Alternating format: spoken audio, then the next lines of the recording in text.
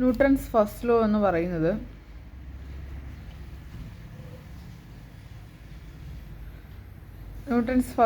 പറയുന്നത് ഇനേർഷ്യയാണ്. അതിനെ നമ്മൾ ലോ ഓഫ് ഇനേർഷ്യ എന്ന് പഠിക്കും. ലോ ഓഫ് ഇനേർഷ്യ ആണ്. സോ ഇതിനകത്ത് അർത്ഥം എന്ന് പറഞ്ഞു കഴിഞ്ഞാൽ എല്ലാ വസ്തുവിനും ഇനേർഷ്യ ഉണ്ട്. സോ അതിൻ്റെ ഫലമായിട്ട് ഒരു റെസ്റ്റിലിരിക്കുന്ന ബോഡി റെസ്റ്റിൽ തന്നെ ഇരിക്കും, ഒരു ഫോഴ്സ് കൊടുത്തിട്ടില്ല എന്നുണ്ടെങ്കിൽ. സിമിലർലി ഒരു യൂണിഫോം മോഷനിലുള്ള ബോഡി യൂണിഫോം മോഷനിൽ തന്നെ ഇരിക്കും. So a body is continuous in state of rest or uniform motion until an external force acting on it. അതാണ് ലോ ഓഫ് ഇനേർഷ്യ അല്ലെങ്കിൽ ന്യൂട്ടൺസ് ഫസ്റ്റ് ലോ. അപ്പം നമ്മുടെ എന്ന് പറഞ്ഞാൽ Newton's second law or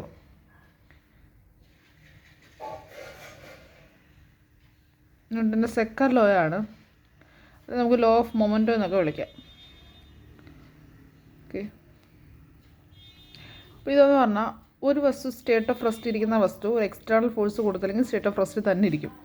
uniform മോഷനിലുള്ള body ഒരു external force കിട്ടിയില്ലെങ്കിൽ uniform മോഷനിൽ തന്നെ ഇരിക്കും. ഈ രണ്ടാമത്തെ കേസ് ഇത് ഒരു ബോഡി യൂണിഫോം മോഷനിൽ നമ്മൾ എക്സ്റ്റേണൽ ഫോഴ്സ് ഒന്നും കൊടുക്കുന്നില്ല, ഒരു ബോഡി യൂണിഫോം മോഷനിൽ ഏർപ്പെട്ടുകൊണ്ടിരിക്കുന്നു.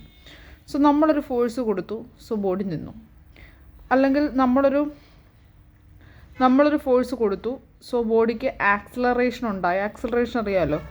ആക്സിലറേഷൻ ഒന്നുകിൽ അത് യൂണിഫോം ആക്സിലറേഷൻ ആയിരിക്കും, അല്ലെങ്കിൽ അത് യൂണിഫോം ആക്സിലറേഷൻ ആവാം, അല്ലെങ്കിൽ യൂണിഫോം ഡീസലറേഷൻ ആവാം. എന്തെങ്കിലും സംഭവിക്കുന്നു. ഡീസലറേഷൻ ആണെങ്കിൽ വന്ന് നിൽക്കും. ഓക്കെ, ആക്സിലറേഷൻ ആണെങ്കിൽ അങ്ങ് സ്പീഡിൽ പോവും. സോ എന്തുമായാലും അതിന് നമ്മൾ കൊടുത്ത ഫോഴ്സിന് ഡയറക്റ്റ്ലി പ്രൊപ്പോർഷണലായിരിക്കും വസ്തുവിനുണ്ടാകുന്ന ആക്സിലറേഷൻ. സോ F=ma എന്ന് പറയുന്നതാണ് ന്യൂട്ടൻ്റെ സെക്കൻഡ് ലോ എന്ന് പറയുന്നത്.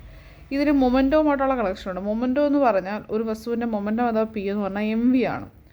സോ ഫോഴ്സ് നമ്മൾ കൊടുക്കുന്ന force directly proportional to rate of change of momentum ആണ്.